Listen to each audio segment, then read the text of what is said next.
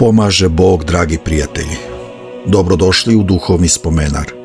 Danas je 2. jul 2026. godine. Crkva danas proslavlja trostruki duhovni blagoslov. Sećamo se svetog apostola Jude, prepodobnog Pajsija Velikog i svetog Jovana Šangajskog. 3 različita životna puta, a jedna ista staza koja vodi ka Bogu. Dok razmatramo njihova žitija, neka nas njihova molitvena podrška podsjeti da je nebo uvek blizu i da su svetitelji naši saputnici kroz vreme. Ovo je prilika da se usredsredimo na ono što nas spaja sa nebeskom crkvom.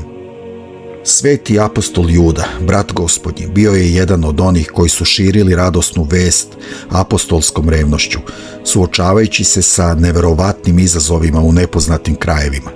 Prepodobni Pajsije Veliki, upravo zbog veličine njegovog podviga u egipatskoj pustinji, poučava nas tajni molitvenog tihovanja u potpunoj usamljenosti, gde se jedino Bog čuje, a tu je i sveti Jovan Šangajski.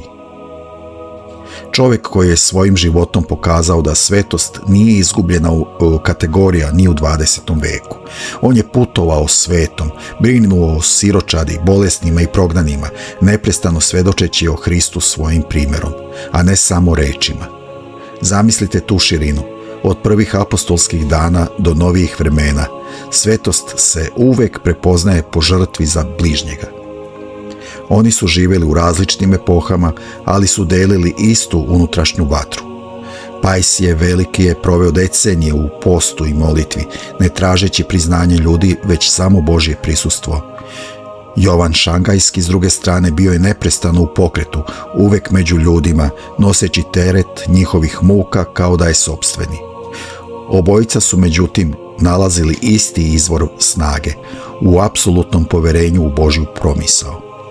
Kada razmišljamo o ovim velikanima, vidimo kako svetost poprima različite oblike, ali uvek služi istoj svrsi, ljubavi prema Bogu i čoveku. Danas nas ovi svetitelji pozivaju da prepoznamo svoj lični poziv. Neko je pozvan na tišinu poput Pajsija, neko na delatnu ljubav poput Jovana Šangajskog, ali zajedničko im je svima bilo poverenje u Božji plan.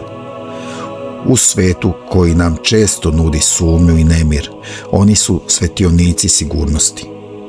Kada nas uhvati malodušnost, setimo se svetog Jovana koji je u najtežim izbegličkim uslovima uspeo da zadrži osmeh i brigu za druge. To je vera koja ne zavisi od spoljašnjih okolnosti. To je vera koja se gradi na temeljima ljubavi prema Bogu i čoveku. Ne morate biti savršeni da biste tražili zaštitu. Čak i ako ste umorni, čak i ako ste izgubljeni, čak i ako osjećate da vam je vera slaba, taj jedan iskreni uzdah ka Bogu može biti dovoljan. Hvala vam što ste bili deo duhovnog spomenara. Nadam se da su nas primjeri svetog apostola Jude, Pajsija Velikog i Jovana Šangajskog podstakli da danas učinimo bar jedno dobro delo. Pišite mi u komentarima čiji vam je životni put posebno blizak i kako vi doživljavate pomoć svetitelja u svakodnevnom životu. Vaše priče su dragocene. Neka je blagosloven današnji dan. Dragi prijatelji, hvala što ste bili deo današnjeg duhovnog spomenara. Nadam se da su nas primjeri svetog apostola Jude, Pajsija Velikog i Jovana Šangajskog podstakli da danas učinimo bar jedno dobro delo. Ako vam se dopala ova priča, ne zaboravite da podržite kanal. Lajkujte video, pretplatite se na kanal i obavezno kliknite na zvonce kako biste dobijali obaveštenja o novim pričama. Vaša podrška nam puno znači. Pišite mi u komentarima čiji vam je životni put posebno blizak i kako vi doživljavate pomoć svetitelja u svakodnevnom životu. Vaše priče su dragocene. Neka je blagosloven današnji dan.